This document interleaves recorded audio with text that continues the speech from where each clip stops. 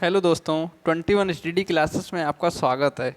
आज मैं फिर एक बार आपके सामने उपस्थित हुआ हूँ जीके का मॉक टेस्ट 3 लेकर, जो आपकी स्टैटिस्टिक्स या जीके के सभी क्वेश्चन इसमें समाहित किए गए हुए हैं, जो आपकी परीक्षा के लिए बहुत ही उपयोगी होगा। चलिए शुरू करते हैं क्वेश्चनों को। क्वेश्चन नंबर फर्स्ट दिया है, मानव शरीर में यूरिया की अधिकतम मात्रा पाई जाती है। जो मानव शरीर में यूरिया की अधिकतम मात्रा पाई जाती है वो किस में पाई जाती है? रक्त में, या मूत्र में, या हृदय में, या पसीना में? तो यहाँ से आपका क्या आंसर हो जाएगा? आंसर देख के बताइएगा। यहाँ से आपका आंसर सही हो जाएगा या यूरिन। यूरिन। तो ऑप्शन नंबर सी यहाँ से आपका सही हो जाएगा। मानव शरीर में यूरिया की अधिकतम मात्रा यूरिन या मूत्र में पाई जाती है। चलिए नेक्स्ट देखते हैं। मानव मूत्र में यूरिया की अधिकतम मात्रा पाई जाती है। मानव मूत्र में सर्वाधिक लगभग 95% जल होता है। मानव मूत्र में यूरिया 9 से 9.5% या ग्राम या लीटर तक होती है। मानव शरीर में जो टोटल यूरिया की मात्रा होती है 9 से 9.5 ग्राम प्रति लीटर होती है। कहने का मतलब है 1 लीटर में 9 से 9.5 ग्राम यूरिया की मात्रा पाई जाती है। चलिए नेक्स्ट देखते हैं। नेक्स्ट दिया है, केसर का सर्वाधिक उत्पादन किस राज्य में होता है? केसर का सर्वाधिक उत्पादन हिमाचल प्रदेश में होता है, जम्मू में होता है, उत्तर प्रदेश में होता है, या केरल में होता है? तो आप इसका सही आंसर देख के बताइएगा, मैं जब तक इनको बताता हूँ। जैसे कि उत्तर प्रदेश में सबसे ज़्यादा उत्पादन होता है गन्ने का। गन्ना हुआ, आलू हुआ, या दुग्ध हुआ। तो इन तीनों चीज़ों का उत्पादन उत्तर प्रदेश में सर्वाधिक होता है।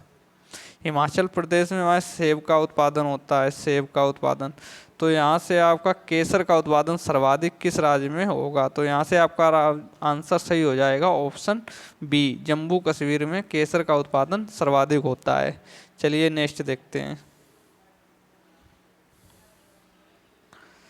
भारत में केसर का सर्वाधिक उत्पादन जम्मू कश्मीर राज्य में होता है। केसर दुनिया का सर्वाधिक महंगा मसाला है। केसर का प्रयोग मसालों में किया जाता है। केसर क्रोकस सैटिवस कोकस सैटिवस नामक पौधे के पुष्प की वर्तिकाक से प्राप्त होता है। यहाँ से क्वेश्चन दोस्तों कई बार पूछा जाता है, जो केसर होता है पौधे के किस भाग से प्राप्त किया जाता है? जो पुष्प की वर्तिकाक होती है, इसको स्टिग्मा बोलते हैं। स्टिग्मा। स्टिग्मा से प्राप्त किया जाता है। चलिए नेक्स्ट देखते हैं। हमारे राष्ट्रगान में निम्नलिखित में किसका उल्लेख किया गया है? हिंद महासागर का, बंगाल की खाड़ी का, या अरब सागर का, ये सभी? तो यहाँ से आपको सही आंसर बताना है। हमारे जो राष्ट्रगान है, राष्ट्रगान, इसमें किसका उल्लेख किया गया है? तो यहाँ से आपका सही जवाब हो जाएगा ऑप्शन बी, बंगाल की खाड़ी का। चलिए नेक्स्ट देखते हैं। हमारे राष्ट्रगान में पंजाब, सिंध, गुजरात और मराठा या द्राविड़, उत्कल, बंग, बंग का से यहाँ से है बंगाल, विंध्य, हिमाचल, यमुना, गंगा का उल्लेख किया गया है। हमारे राष्ट्रगान में इतनी चीज़ों का उल्लेख किया गया है। यहाँ बंग, बंग से आशय है बंगाल और बंगाल की खाड़ी से। बंगाल और बंगाल की खाड़ी से। हिंद महासागर के पूर्वोत्तर भाग को बंगाल की खाड़ी कहते हैं। चलिए नेक्स्ट देखते हैं। नेक्स्ट दिया है, विश्व में सर्वोच्चम पर्वत शिखर माउंट एवरेस्ट पहुंचने वाला प्रथम व्यक्ति कौन था? जो माउंट एवरेस्ट है, जिसकी ऊंचाई है 8848 मीटर, 8848 मीटर, इस पर पहुंचने वाला प्रथम व्यक्ति कौन था विश्व का? तो विश्व का प्रथम व्यक्ति था एडमंड हिलेरी। तो ऑप्शन ए यहाँ से सही हो जाएगा। अगर पूछा जाए भारत की पहली महिला माउंट एवरेस्ट पर फतेह करने वाली, तो वो हो जाएगी बछेंद्री पाल। अगर पूछा जाए सर्वाधिक बार विश्व माउंट एवरेस्ट पर चढ़ने वाला व्यक्ति हो जाएगा तो शेरपा जेनजिंग। चलिए नेक्स्ट देखते हैं। 29 मई 1953 को एडमंड हिलेरी न्यूजीलैंड के निवासी। पूछा जाता है एडमंड हिलेरी कहाँ के हैं, तो ये हैं न्यूजीलैंड के। न्यूजीलैंड के। और शेरपा तंजानिया नोर्गे, ये हैं नेपाल के। जो शेरपा तंजानिया हैं ये हैं नेपाल के। एवरेस्ट पर पहुंचने वाले प्रथम व्यक्ति बने हैं। एवरेस्ट को नेपाल में सागर माता के नाम से जाना जाता है। पूछा जाता है कई बार क्वेश्चन कि नेपाल में माउंट एवरेस्ट को क्या कहते हैं, तो हो जाएगा सागर माता। भारत में देवगिरी एवं तिब्बत में चोमोलंगा भी से कहा जाता है। चलिए नेक्स्ट देखते हैं। नेक्स्ट दिया है भारत में प्रथम खुला विश्वविद्यालय कहाँ खोला गया। भारत में प्रथम खुला विश्वविद्यालय हैदराबाद, नई दिल्ली या वाराणसी या पटना। तो यहाँ से आपका सही जवाब क्या हो जाएगा, यहाँ से सही आंसर हो जाएगा ऑप्शन ए हैदराबाद। अगर यहीं से पूछा जाए क्वेश्चन, एक पूछा जाता है कि यूपी का खुला विश्वविद्यालय पहला कौन सा था, यूपी का खुला विश्वविद्यालय, तो ये हो जाएगा पुरुषोत्तम दास टंडन विश्वविद्यालय इलाहाबाद। कई बार क्वेश्चन ये पेपर में पूछा गया है। अगर पुरुषोत्तम दास टंडन पूछा जाए तो ये कौन से विधानसभा के प्रथम अध्यक्ष थे, विधानसभा के प्रथम अध्यक्ष, यूपी विधानसभा के प्रथम अध्यक्ष पुरुषोत्तम दास टंडन, इन्हीं के नाम पे खोला गया पुरुषोत्तम दास टंडन विश्वविद्यालय इलाहाबाद। तो भारत का हो जाएगा हैदराबाद। चलिए देखते हैं कौन सा कॉलेज है। तो क्वेश्चन इसका कॉलेज दिया डॉक्टर BR अम्बेडकर, बाबा साहब भीमराव अम्बेडकर जी मुक्त विश्वविद्यालय हैदराबाद। भारत का पहला मुक्त विश्वविद्यालय है। अम्बेडकर विश्वविद्यालय की स्थापना 26 अगस्त 1982 को की गई थी। तो ये काफ़ी इम्पोर्टेंट क्वेश्चन है, इसको याद रखिएगा। चलिए नेक्स्ट देखते हैं। केंद्रीय चावल अनुसंधान संस्थान कहाँ स्थित है। जो केंद्रीय चावल अनुसंधान संस्थान है ये कहाँ पर स्थित है, नई दिल्ली में होगा या कटक में या पटना फिर या भोपाल। तो यहाँ से आपका सही जवाब क्या हो जाएगा, यहाँ से आपका सही हो जाएगा केंद्रीय चावल अनुसंधान कटक में स्थित है। चलिए नेक्स्ट देखते हैं। केंद्रीय चावल अनुसंधान संस्थान कटक में स्थित केंद्रीय चावल अनुसंधान संस्थान central rice research institute CRRI की स्थापना 23 अप्रैल 1946 को की गई थी। 23 अप्रैल 1946 को। चलिए नेक्स्ट देखते हैं। संविधान सभा की प्रथम बैठक कब हुई थी। संविधान सभा की प्रथम बैठक 9 दिसंबर 1946, 11 दिसंबर 1946, 13 दिसंबर 1946 या फिर 21 दिसंबर 1946। तो दोस्तों मैं बता दूं यहाँ से प्रथम बैठक थी तो वो 9 दिसंबर 1946 को हुई थी। और अगर सेकेंड की पूछा जाए तो 11 दिसंबर 1946 को हुई थी। तो यहाँ से आपका सही जवाब क्या हो जाएगा, ऑप्शन ए 1946। और अगर पूछा जाए संविधान सभा में कितने सदस्य थे, संविधान सभा में कितने सदस्य थे, तो यहाँ से आपका जवाब हो जाएगा 389। चलिए नेक्स्ट देखते हैं। अलीगढ़ आंदोलन का संचालन किसने किया था। अलीगढ़ में एक आंदोलन हुआ था तो उसका संचालन किसने किया था, आगा खां या मोहम्मद अली जिन्ना या अबुल लतीफ़ या सैयद अहमद खां। तो यहाँ से आपका सही जवाब क्या हो जाएगा, यहाँ से आपका सही आंसर हो जाएगा ऑप्शन डी सैयद अहमद खां। चलिए नेक्स्ट देखते हैं। अलीगढ़ आंदोलन सर सैयद अहमद खां ने चलाया था। सर सैयद अहमद खां ने 1875 में मोहम्मद इंग्लो ओरिएंटल कॉलेज की स्थापना की थी।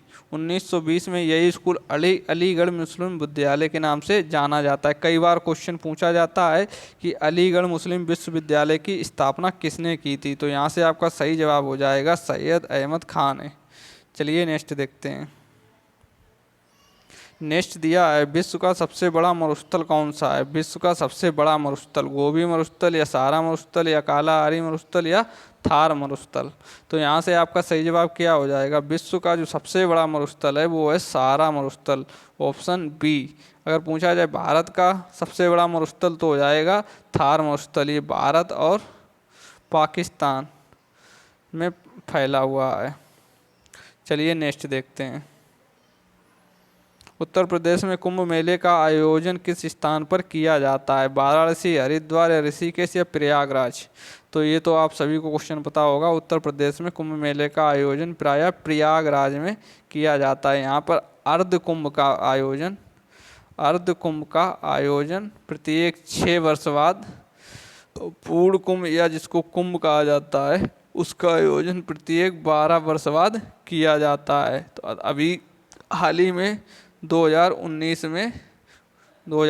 में कुंभ मेले का आयोजन किया गया था। चलिए नेक्स्ट देखते हैं। लोहे में जंग लगने से बना पदार्थ होता है फेरिस क्लोराइड, कैल्शियम क्लोराइड या फेरिक सल्फर ऑक्साइड का मिश्रण या पोटेशियम क्लोराइड। मैंने पहले वीडियो में आपको एक बताया था क्वेश्चन की साइंस वाले क्वेश्चन में कि कील पर जंग लगने से उसमें किस चीज़ की परत चढ़ जाती है, वही चीज़ इसमें पूछा गया है। जब कील में जंग लगती है तो उसका वजन बढ़ जाता है और उसमें जो परत जमती है वो होती है फेरस कैल्शियम ऑक्साइड की, फेरिक एवं फेरस ऑक्साइड की। तो यहाँ से आपका सही जवाब हो जाएगा ऑप्शन सी, फेरस एवं फेरस ऑक्साइड की परत जम जाती है। चलिए नेक्स्ट देखते हैं। स्त्रियों की ध्वनि पतली होती है। स्त्रियों की ध्वनि देखा होगा सुनने में पुरुषों की अपेक्षा बहुत पतली होती है, तो वो किस वजह से होती है? स्त्रियों की ध्वनि का तारक तो अधिक होता है, जिसे फ्रिक्वेंसी बोलते हैं, जिसको। और स्त्रियों की ध्वनि का तारक कम होता है, या स्त्रियों की ध्वनि की तीव्रता अधिक होती है, या ध्वनियों की तीव्रता कम होती है। तो यहाँ से आपका सही जवाब क्या हो जाएगा? स्त्रियों की ध्वनि का तारक अधिक होता है। तारक अधिक होने के कारण ध्वनि पतली होती है। चलिए नेक्स्ट देखते हैं। ट्राइसेम कार्यक्रम निम्नलिखित में से किससे संबंधित है? स्वरोजगार हेतु शहरी युवाओं के लिए, या स्वरोजगार हेतु ग्रामीण युवाओं के लिए, या रोजगार हेतु शहरी युवकों के लिए, या रोजगार हेतु ग्रामीण युवकों के लिए। तो यहाँ से आपका सही जवाब क्या हो जाएगा? ट्राइसेम एक कार्यक्रम शुरू किया गया था। इसमें 18 से 35 वर्ष के युवाओं को ट्रेनिंग देना और उनके लिए रोजगार तैयार करना या प्रदान करना। तो यहाँ से आपका सही जवाब हो जाएगा स्वरोजगार हेतु ग्रामीण युवकों को प्रशिक्षण करना, और इसमें 50% महिलाओं को शामिल किया गया था। चलिए नेक्स्ट देखते हैं। नेक्स्ट दिया है सूर्य और पृथ्वी के बीच जब चंद्रमा आ जाता है तो क्या होता है? चंद्र ग्रहण होता है, सूर्य ग्रहण होता है, या नक्षत्र परिवर्तन होता है, पूर्णिमा के दिन होता है। तो यहाँ से आपका सही जवाब क्या हो जाएगा? जब सूर्य होता है, सूर्य और पृथ्वी के बीच में जब चंद्रमा आ जाता है, जैसे कि ये सूर्य तो अपना स्थित रहता है और यहाँ पे बीच में चंद्रमा आ जाएगा, अब ये रहेगी आपकी पृथ्वी। तो ये हो गया सूर्य हो गया, ये हो गया चंद्रमा, और ये हो गया आपकी पृथ्वी। तो जब चंद्रमा बीच में आ जाएगा तो क्या होएगा? तो वहाँ से आपका हो जाएगा सूर्य ग्रहण। जब बीच में सूर्य और पृथ्वी के बीच में जब चंद्रमा आ जाता है तो सूर्य ग्रहण होता है। अगर यहीं से क्वेश्चन पूछा जाए कि जब पृथ्वी आ जाती है, जैसे कि जब सूर्य, पृथ्वी और चंद्रमा, जब पृथ्वी आ जाती है सूर्य चंद्रमा के बीच में तो होता है चंद्र ग्रहण। चलिए नेक्स्ट देखते हैं। नेक्स्ट दिया निम्नलिखित में से कौन सी रबी की फसल है? मूंगफली, पटसन या कपास या चना। तो इनमें से कौन सी है जो रबी की फसल है? तो यहाँ से आपका सही जवाब क्या हो जाएगा? कपास एक रबी की फसल है। गेहूँ हुआ, आलू हुआ, तंबाकू हुआ, ये सब रबी की फसलें हैं।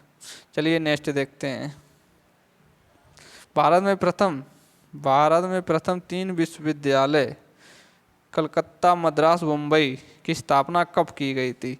तो भारत में पहली बार 3 विश्वविद्यालयों की स्थापना की गई थी। वो कब की गई थी? 1857, 1885, 1881 या 1905? तो यहाँ से हम देख लेते हैं 1885 को क्या हुआ था। तो 28 दिसंबर 1885 भारतीय राष्ट्रीय कांग्रेस की स्थापना हुई थी। भारतीय राष्ट्रीय कांग्रेस की स्थापना हुई थी मुंबई में, और जिसके प्रथम अध्यक्ष थे व्योमेश चंद बनर्जी। और 1981 को अगर देखा जाए तो यहाँ से हुई थी स्थायी जनगणना की शुरुआत। तो उसने इस 1981 के समय गवर्नर जनरल हुआ करते थे भारत के लॉर्ड रिपन। कई बार क्वेश्चन ये पूछा जाता है। 1905 को क्या हुआ था? 19 को 5 दिया, 16 अक्टूबर 16 अक्टूबर होगा यहाँ पे, 16 अक्टूबर 1905 को भारत में, 16 अक्टूबर 1905 को भारत में बंगाल विभाजन, बंगाल का विभाजन। और पूछा जाए यहाँ पे गवर्नर जनरल कौन थे 1905 को, तो यहाँ से आपका हो जाएगा लॉर्ड कर्जन के समय बंगाल का विभाजन होता था, तभी से ये बंगाल का पूरा हिस्सा इधर पश्चिमी बंगाल हो गया, ये पूर्वी बंगाल ये बन गया एक बांग्लादेश। तो यहाँ से आपका सही जवाब क्या हो जाएगा, भारत में मुंबई, मद्रास और कोलकाता विश्वविद्यालय की स्थापना कब हुई थी, 1857। चलिए नेक्स्ट देखते हैं।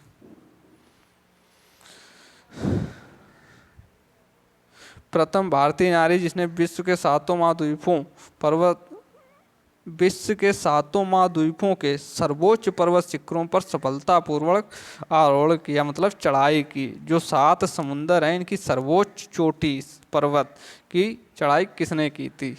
अगर ये तो यहाँ से हो जाएगा बछेंद्री पाल जो है भारत की महिला माउंट एवरेस्ट पर चढ़ने वाली, तो ये हो जाएगा माउंट एवरेस्ट पर चढ़ने वाली पहली भारतीय महिला, तो यहाँ से हो जाएगा बछेंद्री पाल। तो इसका सही जवाब क्या होगा कि 7 महाद्वीपों के सर्वोच्च शिखर पर चढ़ने वाली भारत की प्रथम महिला, तो यहाँ से हो जाएगा प्रेमलता अग्रवाल, ऑप्शन ए। चलिए नेक्स्ट देखते हैं।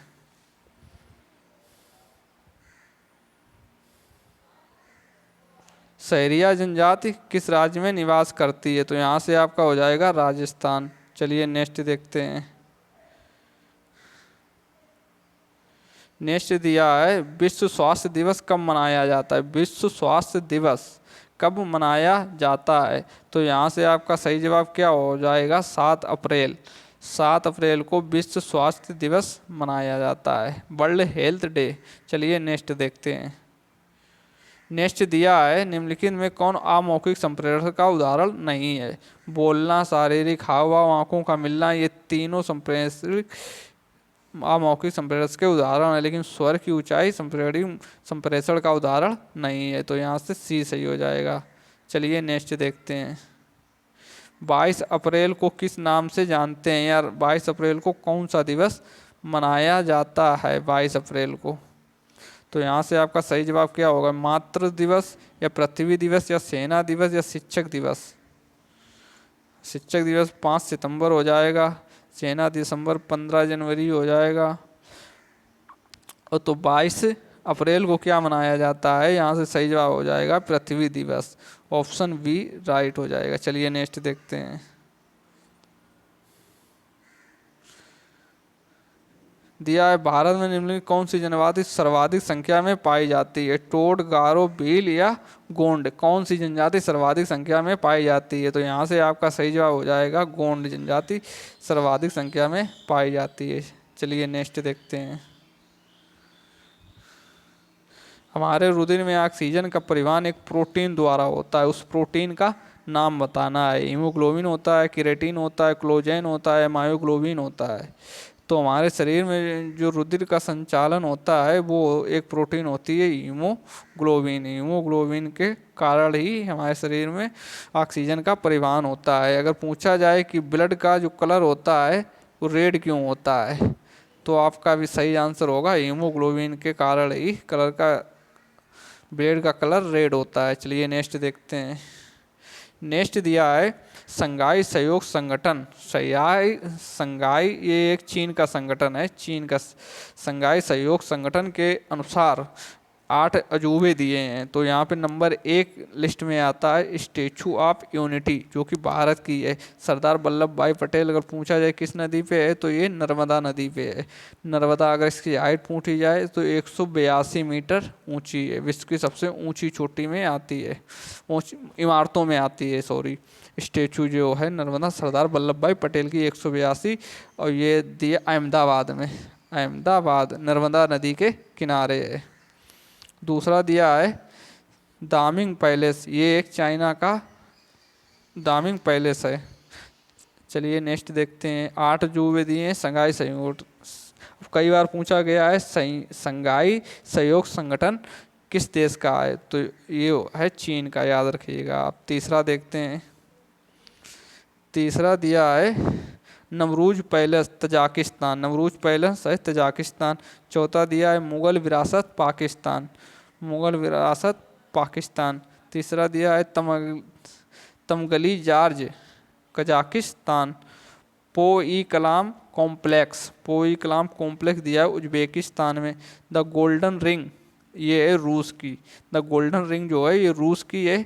और आठवां दिया है इरिकुल झील किर्गिस्तान। तो ये आप आठों याद कर लीजिएगा। तो यहाँ से हमारे क्वेश्चनों की श्रृंखला होती है समाप्त। दोस्तों अगर वीडियो आपको अच्छा लगे तो लाइक कमेंट शेयर, और चैनल पहली बार विजिट कर रहे हैं तो चैनल को सब्सक्राइब जरूर करें और बेल आइकन को प्रेस कर लें ताकि आपको वीडियो की नोटिफिकेशन मिलती रहे। Thank you.